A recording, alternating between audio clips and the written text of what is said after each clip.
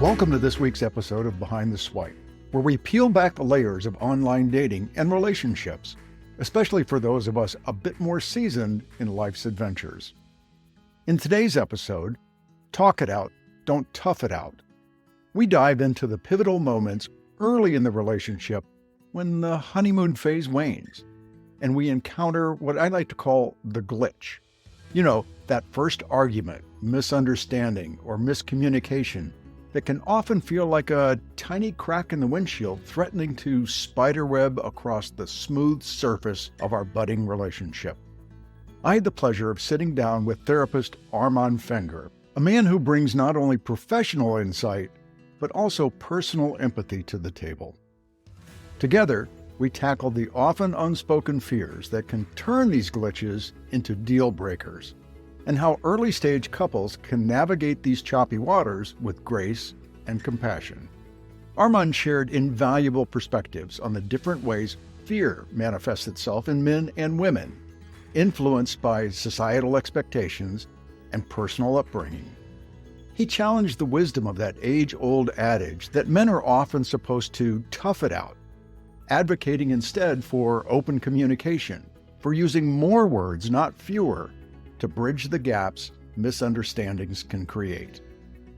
Listen as we delve into stories and strategies that illuminate the importance of empathy, understanding, and patience in the art of communication.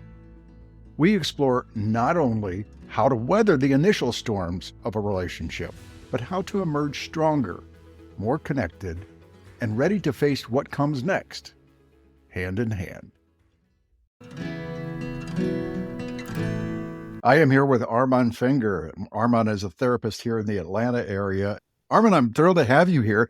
Look, I love this because you and I are two guys. We come at this from the perspective of men. And so often topics in this world of online dating are well covered by a number of women, but now we get to kind of talk man to man about this. And I'm really looking forward to it. So welcome, Armann. Thank you so much. I really appreciate being here. It's an honor. Let's dig in by starting in on a topic that has popped up in a number of the episodes that we've done. And that is you're online dating, you've met somebody, this feels really good, you've got the dopamine rush going on and everything's perfect. And then at some point in time, that might be a week, that might be a month into the relationship, you hit what I call the glitch. And the glitch is that first argument, disagreement, miscommunication. So I'd like to dig down into that because I know that you've got a lot of ideas and tools to help people avoid that becoming destructive to the relationship. So let's kind of play that out. Absolutely. It's an important part of the relationship because in the beginning, when the honeymoon phase of it is all good, we put our best foot forward and we may even see things that are kind of irritating or annoying, but it's okay. We're working on it. But the glitch is really when the fear goes above a certain level. And that's really the underlying issue, the fear. And often we tend to clam up, don't use enough words, or assume, and then things go badly. So when we use more words, when we talk it out, we have a chance to avoid some of those assumptions, and those glitches become less of an issue. So when you see this fear manifest itself, how does that look? And is it different for men versus women in your experience? Absolutely. There's differences for sure. We think differently and we talk differently, and we're also taught differently. My tagline in my practice is talk it out, don't tough it. And that comes from, how we men have been taught, tough it out. If it's not broken, don't come talk to me. If it's not bleeding, it's okay. If you can't deal with it logically, just suppress it. So tough it out. But these emotions, they don't have any value in our lives, is what we're taught growing up. And where a lot of women, most women are taught emotions are super healthy and you should talk about it and you feel better if you do. And we even saw it on TV with, grunting. Yeah, but this is us as men. And so fear definitely comes out differently because we men in general don't have as much experience with dealing with it. So I don't know if you've got a scenario, because I know you've got a ton of stories, Armin, so I'm looking forward to hearing some of those. But if you have a story of a couple that you're aware of that might have come into this conflict, I know that there are horror stories where, hey, that just I'm out the door, right? I mean, that just set off stuff for me. And obviously this is not going to work. I was wrong. So I'm out of here. Right. Yeah. Um, let's help people get to the other side of that by even taking an example that we're creating here and talk about what kind of a problem they might run into and their fears, and then how they might begin to step through that. Yeah. So I know of one couple, they were in the beginning of the relationship, and each of them had things that they needed to kind of tie up in order to kind of get their finances together. And the woman in the relationship was highly anxious and avoidant. And the man who talked is like, why wouldn't you just do this? Just call the number and just talk to the guy. And for the woman, it's like it's too enormous amount of anxiety and fear around the phone call. So she avoided it and avoided it and avoided it. And all the man could think of was like, well, if she just called today, then things would be solved and she would save so much money. Why can't you just call? And didn't take into account the amount of anxiety that she was suffering and the type of coping skills she was using. So it's not just do it. There's a lot of anxiety that needs to be overcome. And so with that particular couple, was someone present enough in that to recognize that this is going off? So I basically told the guy, I said, listen, you're dealing with anxiety, not logic. He's like, what do you mean? You just call the number. Well, before you can call the number, it's about being comfortable enough to call the number. It's about being comfortable enough to deal with the fear of being able to talk to the guy. And the gentleman was like, oh. And I started to process, wait, this emotions have impact on our logic. I was like, a lot of impact. In fact, emotions are probably stronger than our logic. Oh. And then the empathy came in, and the more patience came in. And he came up with a couple of ideas that helped his girlfriend be better able to call the number and take care of the situation. So is that one of the important first steps, is finding that place of empathy and not going into whatever reactive mode that's from your history and background? Yes. Yes. It's one of the biggest things I try to help men is recognizing there's logic and then there's emotions. Emotions are more powerful, but there are two things happening at the same time. And helping and fixing and supporting isn't just helping the story or the logic, is really supporting the emotion and being aware of it. And most importantly, communicate it. So for men in their 40s, 50s, and 60s, this logic-driven modus operandi has been embedded in who they are for so long that I'm guessing that it's really hard for them to recognize that there's any other operating system out there. Absolutely. Absolutely. And I mean, they work all day and they've had a long career so far. And they say, all right, I mean, it works at work where I tell this guy to do this and that and the other, and it just goes. But why doesn't it work at home? I'm using the same strategies. And at work, there's much more logic and reason, and you can't necessarily have these long emotional conversations at a workplace that can be done more personal. But at home, the emotions are very much part of the interactions and the relationship, and they're a very, Well, very powerful part. I would guess that especially if a man particularly has been in work mode where there is a structured hierarchy, right? Yes. Where if he's communicating with his employees, it's not necessarily, and I'm asking you to do this. I'm not asking, I'm telling you I need this done. And that Yes. doesn't work so well in a romantic relationship, does it? No, not at all. The power differential is huge. Where in a relationship, we're equals. We have different needs and different thoughts, but we're equals. We're just as important. So being able to support each other is important rather than manage each other. And at work, we manage. And at home, we need to support and be kind. All right. So put yourself in this hypothetical woman's shoes where the guy is just being hardcore logical and analytical Yeah. and does not see that you've got a lot of anxiety around this particular action. that in his mind is simple, right? This is a simple solution. You just do it, right? Yeah. What can she do to safely communicate that and break through that wall of logic with him? Definitely communicate. My wife calls it roadmaps, where for her to expect the man to understand exactly what she's thinking and feeling, it's unrealistic. And if it does, that's great. But if it doesn't happen, then being able to give them the answer. This is what I'm thinking. This is what I'm feeling. This is what I'm needing. This is a listening conversation, rather than problem solving conversation.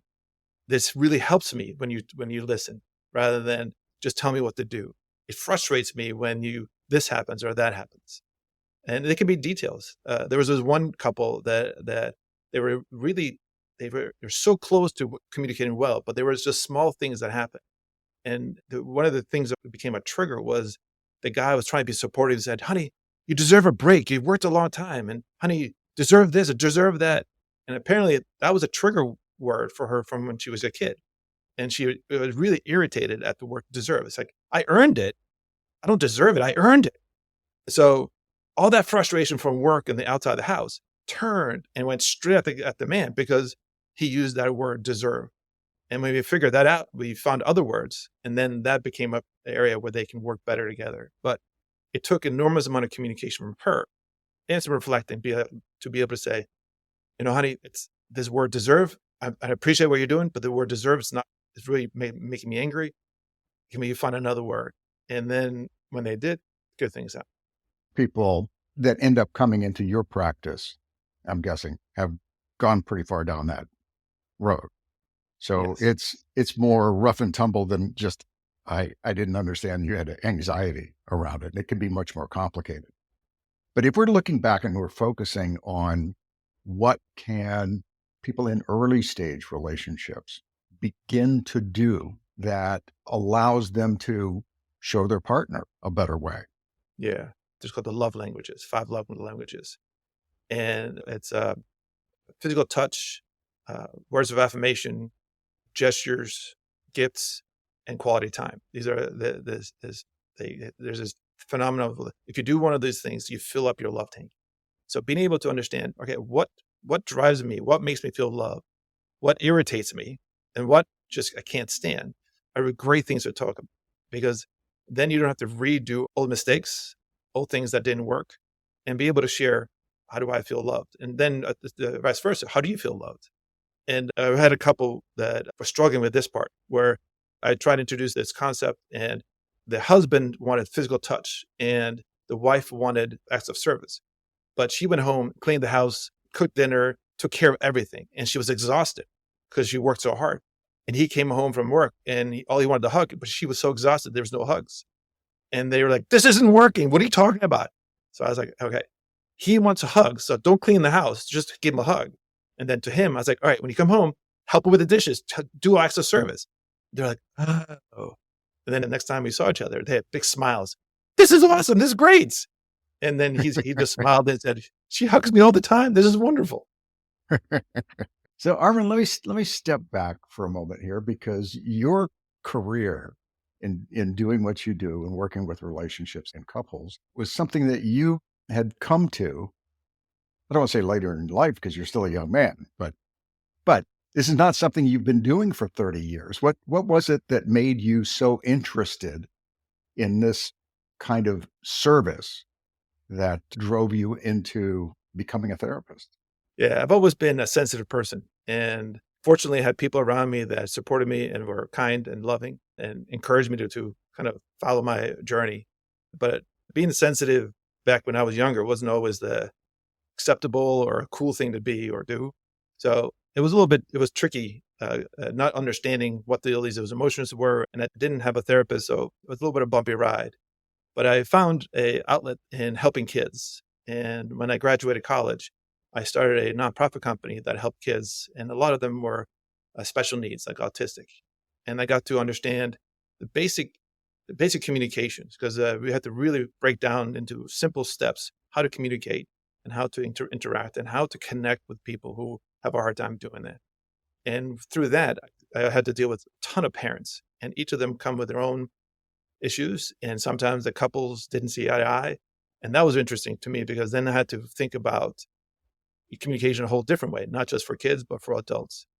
And then when eventually I just became a full-time therapist, being a parent, being in relationship is super interesting. I love it. I love talking about it. I can think about it and talk about it all day. And I'm just really drawn to this type of work, this type of thinking. And I get to practice it at home as well. My wife and I are very proactive, very thoughtful about how we do things. And it feels great. And I just really want to be able to share this experience with other families and other couples, because living like this proactively I feel a tremendous amount of love and a tremendous amount of support. No matter what kind of day I've had, we are able to communicate about it. And I feel loved. So, Armann, so many members of our audience here are either divorced or they've lost a spouse, and they're in midlife. You've actually walked that path before. What have you learned for yourself in comparing your experiences in marriage previously through the divorce and then into this new relationship with your wife right now? Yeah, this is my second time around, and it's been awesome. The being able to have a partner that is vulnerable, that is proactive, that is able to not just communicate what's going on, but also be able to problem solve the technique of it. I like this, I like that. What makes you feel better? What makes you feel worse? And we spend an enormous amount of time figuring out the details over how we work as a couple. I remember as a kid, there was a book that said, "Don't sweat the small stuff." And it was kind of a good book to say, don't sweat the small stuff if somebody cuts you off or something like that. But in a relationship, sweat the small stuff, because being able to greet each other when you see each other in the morning or afternoon, being able to know the very details about, like, do you like this or do you like that or don't you like this? And knowing the kind of the boundaries of if there's too much teasing and not enough teasing, or Right. how do you feel loved and how can I love you and how can you love me? Let's go back for a second because I'm fascinated with how all of these tools and skills might be used even before you're in a relationship, which says to me, if you're out there and you're in the online dating pool, there are thousands and thousands of potential matches for you. Yeah. And oftentimes, it's very easy for people to find themselves in a relationship where they kind of feel like it's good enough. I'm really interested in how people can develop the communication skills and the awareness in themselves early on so that that partner that they're selecting really is a good fit for Yeah. them. So, how might they do some of that early on? Yeah. I know I'm putting you on the spot here, but No, this is great. This is great because first of all, like, you're worth it. As each of us are worth it. And if we're in a relationship, we need to be treated well, because for a healthy relationship, we need to treat the partner well and they need to treat us well. And we're equals and we're just as important. So if for those individuals that come from a marriage that was not healthy, if at any time the new partner reminds them of the unhealthy partner, run away, just stop. And I even tell people, like, if in the middle of dinner you recognize it, stand up, go to the bathroom, just leave, just go. It's not worth it. Move on, because you have a chance now to find somebody that is willing to be in there with you, to be vulnerable with you. And it's the beauty of the relationship is within the vulnerability and the communication and the connection, and that can be worked on day in and day out. And even as you think the relationship is great now, if you keep getting vulnerable, keep sharing, it gets better and better and better. and so those early signals, you're saying pay attention to those early signals, right? Very If important. if you've got triggers Yes. that maybe are associated with a previous relationship and you're starting to see those, just walk away. Walk Yeah. away. Because Because there there are are plenty of options for you. yes, It plenty. may not be tomorrow, it may not be next month, right? Yes. That you find that person, but that person that will resonate with you is out there. Yes. And you may not know their face, but be patient, and be loving towards yourself enough to want to keep searching. And if that person in front of you isn't that, if it reminds you of somebody that's very unhealthy or toxic, you owe it to yourself to wait to keep Yeah. looking for that other person. But, sometimes, isn't it true, Armann, that sometimes, particularly I think for women who more often than men have been trained as people pleasers, right? Yeah. To not do that thing where they will stand up and say, no, I'm going to back off of this Yeah. because it doesn't feel right. They'll say, no, I can maybe fix this. So Yes. what are the cautions around thinking that you can change this person? Well, number one, I can fix this is a big one. Don't do that. It's okay to be able to want to please another person, but is the person pleasing you? Is the other person as loving and caring and supportive as they are? Who's working harder is a big one. If you are working harder, then the relationship is not as healthy as you can be. If it feels like you're working hard and the other person was working hard, that's great. If you're not working very hard and the other person is, that's not healthy either. So it's the equality comes into how hard are we working to make this relationship work and thrive? And the equality of it is really important. Am I putting in as much as you are? And it doesn't have to look the same or be the same, but it has to be an equality and effort.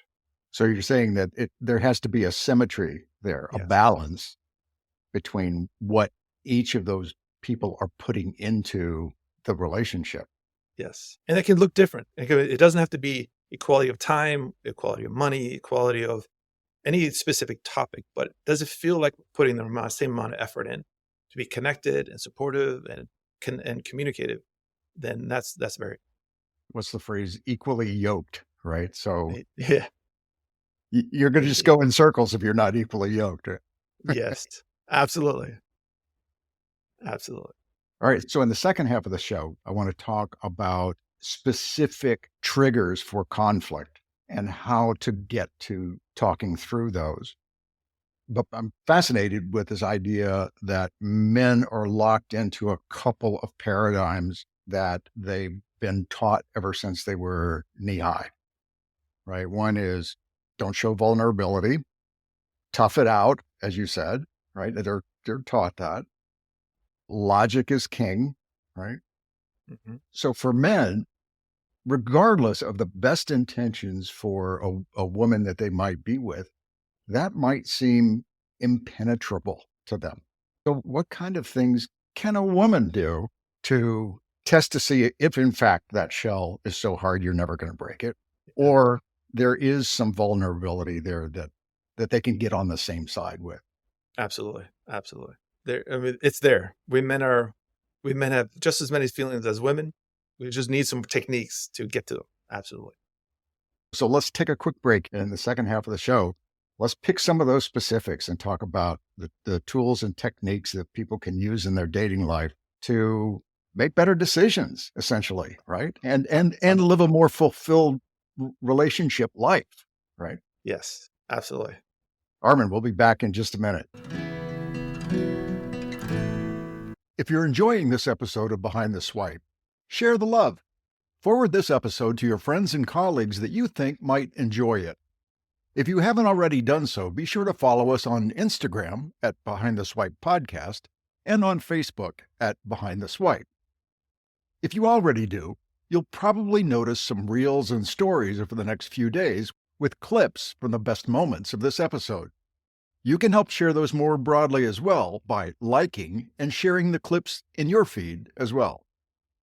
It helps us get this important topic out more broadly to others just like you. As always, we appreciate your support and encouragement.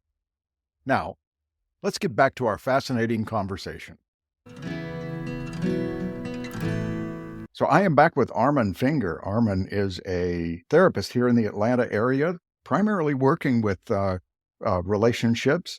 And we are talking about how to avoid stepping into the relationship traps that cause you to feel like you got to tough it out rather than talk it out.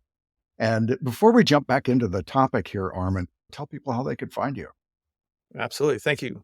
My YouTube channel is Armann LPC. So just check us out. There's our short videos about emotions and motivation, love, and how to communicate and connect.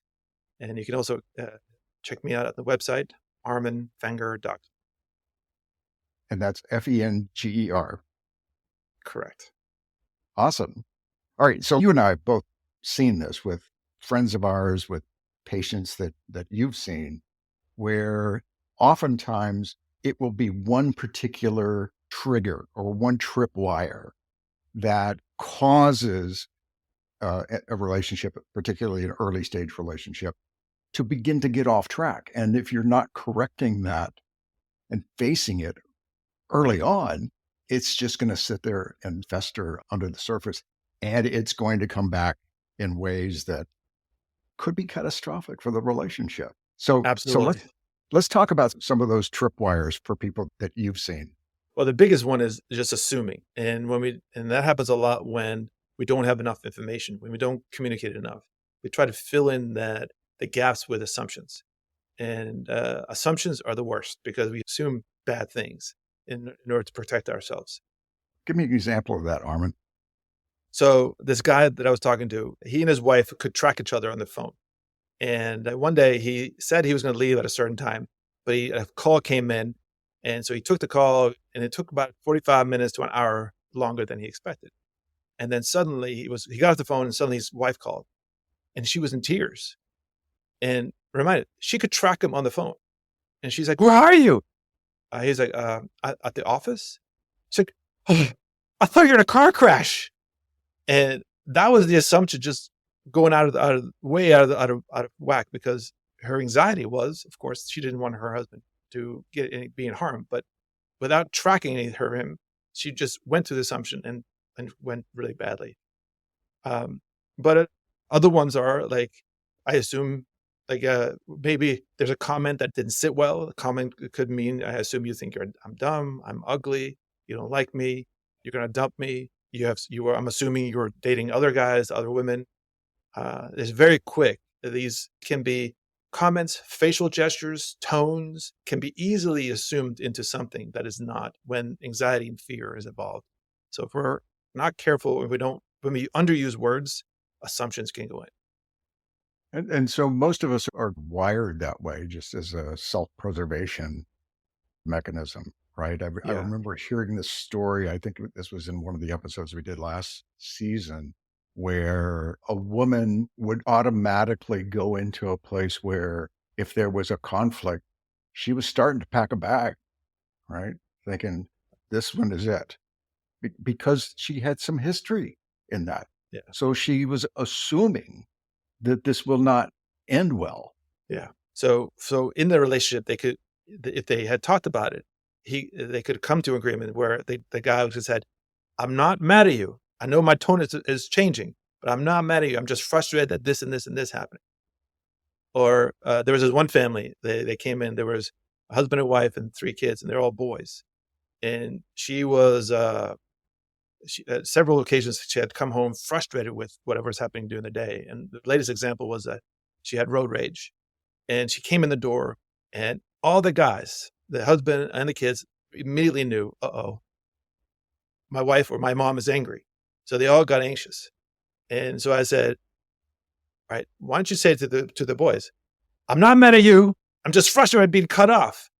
And she's like, "Why do I need to do that?" And all the guys were like, "Yeah, do that. Because they can relax and say, it's not my fault. I didn't do Not anything me. wrong. She's not mad Yeah. at me."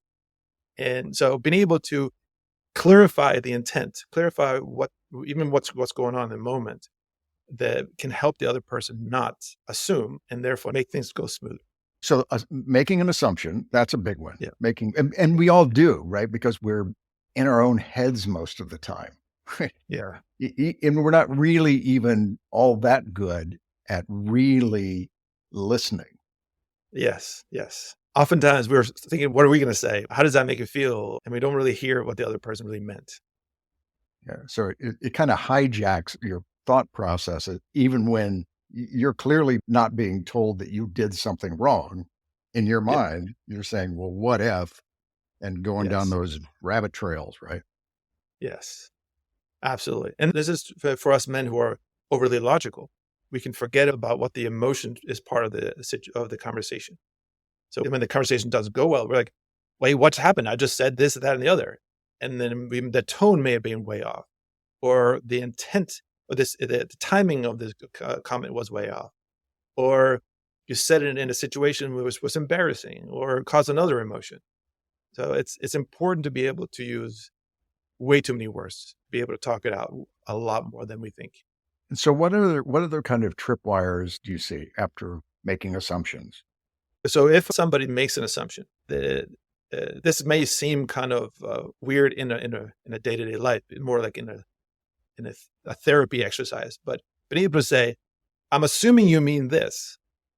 And this is an example from a parent-child situation where the teenage boy was avoidant and just high and didn't hid in his bedroom. And the dad finally said in the therapy session, based on what I know of you, I think you're a drug addict and an alcoholic. And the kid looked at his dad like, what are you talking about? I went to a few parties and that's it. And the dad said, I don't know you anymore. You never communicate with me. And that's the truth, same as for a husband and wife or people who are dating, is that sometimes we don't share enough information. Then the assumptions creep in and then it goes all over the place. And so the path to avoiding that is just hitting it head on, which for a man that's logic driven and is used to putting emotions in the attic, right? Yeah. That's not the first place they go to. It almost seems like you need to have a rubber band around your wrist or something so you can snap it just to say, oh yeah, I'm supposed to think of this, right? But Yes. there must be ways for guys to train themselves without having to overnight become enlightened as a great communicator. So the best way is storytelling. Storytelling allows another person to come in and be a part of their day. And many times guys tell me like, I don't want to tell them about my work day. I don't want to burden them with that problem or this problem. Well, it's quite the opposite. The partner will feel much more loved and cared for if you open up about your workday, because then they feel more connection. So if there's a confrontation at work, or even if it's not about you, let's say Bob was angry with Bill. One guy threw a coffee at the other guy and there was a big deal and it took half hour to calm down. That's a story that you can allow the person to be a part of by sharing it. So storytelling is one of the best ways to be connected, to reduce assumptions, and improve communication. You don't have to report your whole day. Stories are specific periods of your day or specific incidents. If you include emotions, that'd be even better. And so women are better at that, but they've got other challenges. I mean, clearly you talked about the assumptions and women will go to that place, pretty quickly, but they're not, generally speaking, ones to button up emotions, right? Yes, Which can be scary for a guy in their lives, right? absolutely. What can a woman do to become sensitive to, let's find a collaborative path going forward in So conflict? for those, a lot of this is this is not every time, but for your women listening right now, if you're able to answer this question for your man, what am I supposed to do with this? That happens so many times. What am I supposed to do with this information, this conversation? And sometimes the intent could be, hey, I just want you to listen to me and then tell the story. I need your help to figure this out. And then it gives the man the understanding of, what am I supposed to do? Am I supposed to listen? Am I supposed to fix this? Am I supposed to chime in? Am I supposed to nod? What am I doing here? And help the man by clarifying, what am I supposed to do within this situation? And things will go smoothly. So for a man, typically, if you're in this relationship, you want to be there and you want to be supportive. Yes. And unless you're given that, and you use the term roadmap before, which I love, right? Yes. Unless you have that roadmap, Yes. unless it's given to you, right? Yes. Then you're not going to have an opportunity to really succeed in that communication, are you? No. And most of us, all we want to do is love our women. And it starts from very young. We want to love and be loved by our moms. And as adults, we want to love and be loved by our partners. And we work so hard to try to do that. We do it with the skills that we have, but we need more skills. We need the roadmaps so that we can have a better abilities to succeed. So part of the storytelling that you had mentioned is really about presenting that roadmap, isn't it, Yes. to the other Yeah. person? And that it sounds like in your advice and counseling that that is one of the top skills that you feel like people can acquire is sharing that Absolutely. roadmap for the other Yeah. person. Yeah. And a great example of that is I was really late to life in chivalry. And I was under the impression that chivalry is about men having more power than women and oppressing or something like that. And my wife's like, no, no, no, it's an act of love. I was like, okay, I'll give it a try. So I opened the door up for her, and she was happy and thankful. She looked at me and said, "Thank you," in this very kind, loving way. And I was like, "Whoa, that was awesome." So I opened another door, and she did it again. And then I held the seat, and she did it again. And then I did the door for the car, and she did it again. And the chivalry only works if the man does an act and the woman doesn't act back. It's a duplicate act. It's a reciprocal act of love, because I mean, women can do any of these behaviors. They can hold open their own doors. That's not a problem. But it's an act of love. It's not an act of behavior. All right. So And walking through these other tripwires, we talked about assumptions. We talked about the roadmap. We talked about storytelling. What other kind of things tend to trip people up, whether they're men or women? so there's a difference when starting a relationship when in your 20s compared to in your 40s and 50s. You have established a certain routine. You've established expectations.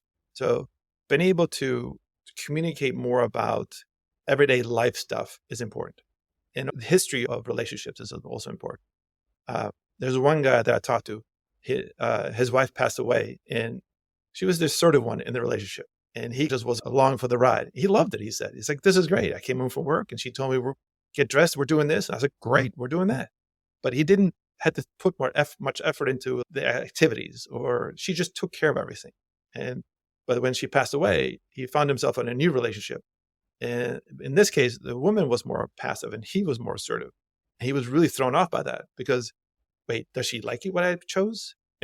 Is she pleased? Am I disappointing her? She didn't give enough feedback like his previous wife did. Yeah. And it comes back to what we men want. We want to make women happy, and we try our best. We often mess up, but we try our best. But this new girlfriend didn't give him the feedback, and he was really thrown off by that. So we had to work through that. And did that couple find a path forward with that? I mean, were they able to say, okay, I know what you need? Yes, they were able to understand each other's coping styles. They were able to understand each other's communication. They were able to put into place habits and roles, and they were able to do the little things that made the other person feel more secure. For example, they took a trip not too long ago, and he planned it and took care of all the logistics. And she did the little things like smile and say, "This is great. This is wonderful. I'm having such a great time." And didn't have to be these gigantic big gestures, but these little things made him feel enormously happy. And I think he might want to do it again and again and again. So that actually gets back into understanding what somebody's love language is, right? Like, what is it that really conveys that they're Yeah, seen and appreciated? absolutely. This is really important. Although I'm a big fan of the hugging. So if you have no idea what to do, go for the hug. It's Yeah. uh, it's wonderful. That's like right down there low on Maslow's hierarchy, right? It's like Yes. everybody loves a hug, right? Yes. I read a book in college that said love. And he said, I don't remember much about the book, but it said to live a happy life, you need to have 7 hugs a day. So I went around and hugged people. And after a little while, when people saw me coming, they put their arms out ready for a hug. And it was great. I went around hugging people for a little while. And you didn't end up getting thrown in jail for that or anything like that. So, right. No, no, it was good. Everybody was happy with it. Armin, I want to talk about one other topic here, but I want to make sure we exhaust some of these tripwires that people tend to come across. And I do want to connect it back to, well, how do you do this like really early in a relationship to find out whether this person is connectable in the ways that are important to you? Yeah. So in the first few dates, it's not just go dive in the deep end. It takes practice and it takes several dates. But each time, try to make it a little more personable, a little more vulnerable, and see how the partner reacts. It's going to take some time and take some effort, but keep pushing the envelope to see, is this person reacting or responding, or is this Hmm. person resisting? And when you push it, you'll learn a lot more about the partner and be Hmm. able to make better decisions. And if you have no idea, if you're confused, you have no idea what's going on, it's okay to bring it up and talk about Well, it seems like so many people are, men and women really feel like vulnerability is a scary place to go to. And a lot of that comes from history. I made myself vulnerable and I got burned. And so retraining yourself to test those waters, because all the best stuff's on the other side of that in a relationship, is it not? it. Absolutely. Yeah. Absolutely. Because like being burnt is not fun. It really hurts. And it takes a long time sometimes to get over. And it may have a lifetime worth of memories that are really, really difficult. But just because you got burnt, don't have to rob yourself of future joy and future love, because there are people out there that are ready and willing to be there and support and be kind and be loving and be in a relationship with you. And you don't have to hit a home run on the first try or the second try or the third try, but it's okay. You keep working. You're worth it. You're worth loving and being cared for and being supported. And if you have unique ways of doing that, that's great. No problem. I just talk a lot about emotion, and I need a partner that is willing to go there a lot. And a partner that's not willing would not be a good fit for me. At the end of the day, I mean, what's the worst that could happen? The worst that could happen is that you get rejected. If there's a breakup or rejection, it's actually good. It wasn't the right fit. Yeah. And that means you can move on. You're on your journey to find the right person. And it doesn't have to be a rejection of you as like a person, or it just didn't fit. And that's okay. Well, it's like the mantra in my world, which is the tech startup world, is fail fast. Yes. Find out what doesn't work fast so you can get onto Yes. the stuff that does. And the same Yes. thing is true in relationships, is not? Absolutely. That's a great way of saying that. So, Armin, I want to go back to a topic that you and I had begun to discuss before we started this interview. I've heard so many people, both on this show and friends of mine, talking about their narcissistic ex and why that blew up their relationship. And it seems to me that that's a handy label that people pick up and use maybe more freely than they should. But I want to understand from your perspective as a therapist, what is narcissism and how does it play in relationships? Narcissism actually is pretty simple. It's about power and control, and not about trying to have the best relationship, not about communication. It's not about a win-win. It's a win-lose. I need to win as the narcissist. They need to win all the time. And sometimes the situation is like, why do they do that? It's not there in their best interest. Well, they did it for the power and the control. But sometimes it gets confused with not very emotional, or he's very demanding, or not very empathetic. As for some men, they are mislabeled narcissists because they're not good at emotions. So narcissism is definitely a thing, and it's very harmful and destructive because the power control can really be so destructive, not just in the relationship, but if you get out, it can be destructive after and for a long time. But there is a difference between the person who wants power and control versus the power of just, I don't know what to do, so I'll just do something. Does narcissism align with a lack of inherent empathy? Are those two things associated? So narcissism usually starts early on. There's been some sort of trauma. It's a coping skill to be able to navigate life. So they're not inherently evil people. It's just their behavior in a relationship is terrible. They're not happy, nor is the partner happy. It's just a way to deal with life and deal with relationships. And they need to be able to control and have power in any relationship in order to navigate life. But if you are somebody that doesn't understand emotions and you're overwhelmed and you just are assertive or aggressive, that's different because yes, you can hurt somebody's feelings and you can be not really understanding, but that's more about not understanding emotions and not understanding how to communicate, not understand how to be relatable or be empathetic. And that is something that can be learned. And I've seen a ton of guys become much more empathetic and kind and supportive and understand about emotions. One of my favorite examples is there was one guy, he came in And his wife wasn't very nice to him. And he got his feelings hurt and he didn't know what to do with it. I was like, have you ever told her that she hurts your feelings? And he looked at me in astonishment. It's like, you can do that? I was like, yes, you can say that. And he's like, do you ever told her that you're hurt or you're frustrated? You can do that? And I was like, yes, you can do that. So he didn't understand that. He didn't know that that was the thing. Well, you can tell people how you feel. You can tell people how this is not working. And in this particular situation, the core issue wasn't the couple. There was the in-laws. And when they started communicating better, it became much more about the in-laws, and they ended up being much more of a connected couple. And they communicated not in a hurt way, but more supportive way. So finding a way to make sure that they both understood that they were on the same side of the table. Yeah. I call it advocates, not adversaries. And it doesn't mean that one person, you both have to get your way or one is better than the other, but it's about working together to come up with a decision. And so let's say my idea is better than yours. So it's not like you're dumb and I'm smart. It becomes, let's just choose my way and we do it in a compassionate and supportive way. And we're advocates.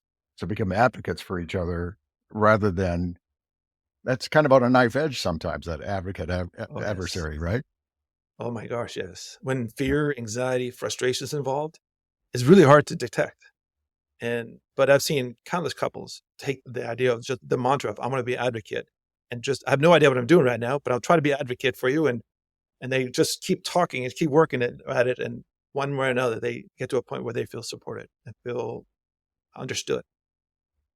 That's a hopeful way to frame that, isn't it? Yes. Yeah. Absolutely. All right. Let me make sure I understand something here, because we were talking about narcissism and acknowledging that, yes, there are narcissists out there. And this is, as you were saying, really about power and control on their part. But it sounds like your contention, Armann, is that that's a far smaller percentage of the population than gets often labeled as narcissistic. Yeah. There's a lot of mislabeling narcissism because the behavior of, I don't know what to do, I don't understand this, I don't understand emotions, or I don't understand how to communicate with you, can look like power control. But if you dig a little deeper and see the intent, you see the difference. And that's really important to know, because behavior is not as important as the intent and the emotion behind it. In many relationships I've seen, being able to dig a little deeper, you see there was a really great intent, poor execution, terrible language, but the intent was loving and caring support. And you just need new skills to learn how to do it. And number one, don't use logic as much as you use emotion. And that's sometimes very hard. And in fact, there's been several times I've told, especially men, after talking about emotions and talking it out and all that stuff, and I was like, look at them and they're like, so basically do the opposite of what you've been doing all along. And they are like, oh no. So like learning a new language. So before we wrap up here, Armann, I want to go back to a central theme for you, and that is talk it out, don't tough it out. When I hear that, it lands with me as, toughen it out is the known path for people. And it really is part of what you were just talking about here, right? Yeah. If I'm not telling you that this is making me uncomfortable or confused or bringing stress on me, then that's on me because I'm not communicating it to you. Yes. But really that becomes I can frame it for myself as I'm going to tough it out here. Yeah. How do you get people to recognize how destructive that tendency to understand that toughing it out is the way that strength is shown, and get to that place where you talk it out instead? So I tried to show and communicate the awesomeness that talking it out is, because what it leads to is, for the best part, is love, and the amazing, not only the feeling day to day, but the ability to grow as a human, grow as a couple. It's fantastic. And so I communicated not as much about, hey, not about don't do this, don't do that, but talking it out. And this leads to this and leads to that. Try this out, try that out. So, talk about your intent.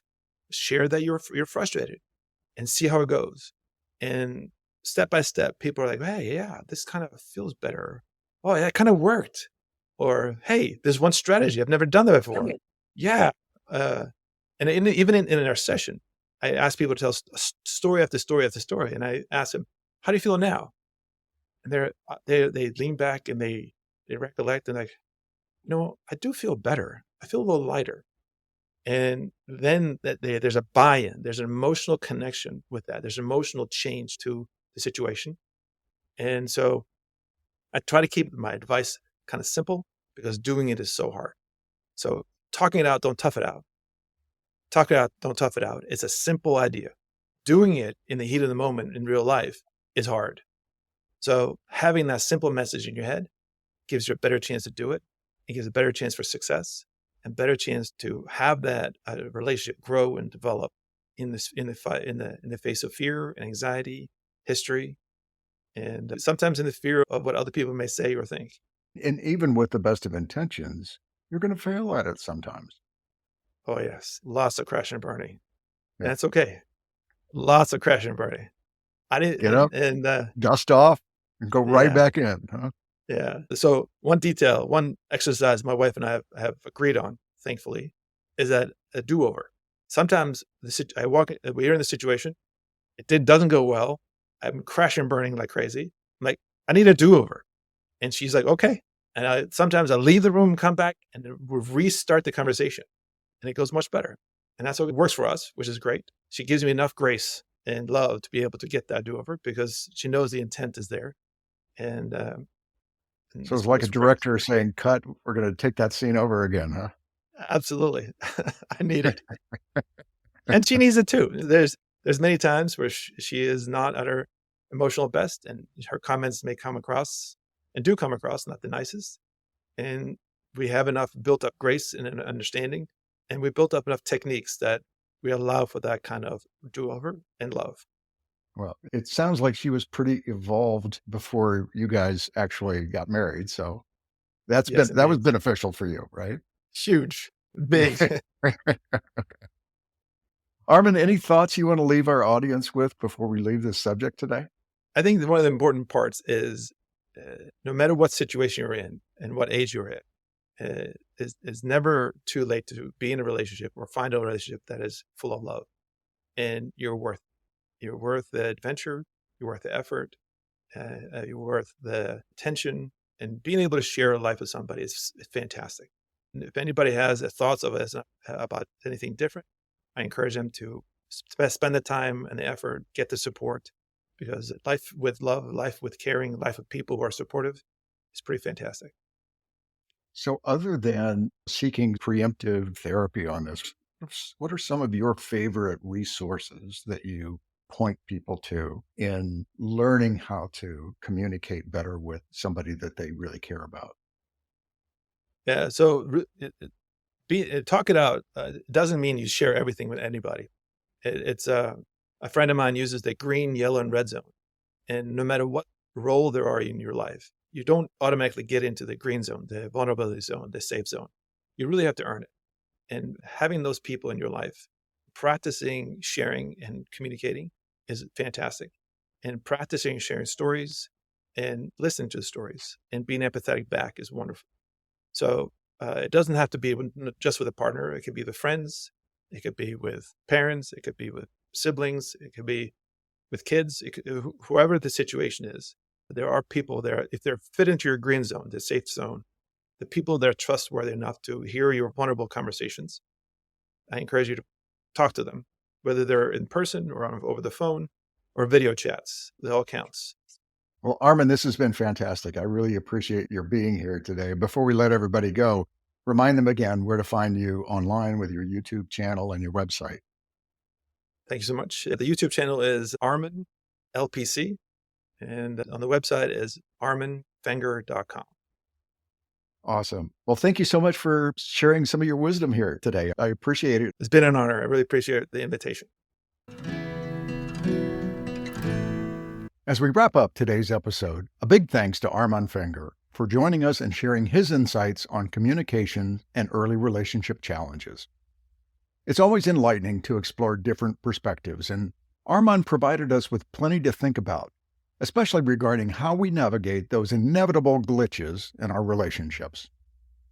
Reflecting on our conversation, it's clear there's always something new to learn about how we connect and communicate with our partners, whether it's understanding the fear behind our actions or finding the right words to bridge a gap. These discussions can open up new pathways for growth and understanding. If you found value in today's episode and think it might resonate with someone you know, I encourage you to pass it along.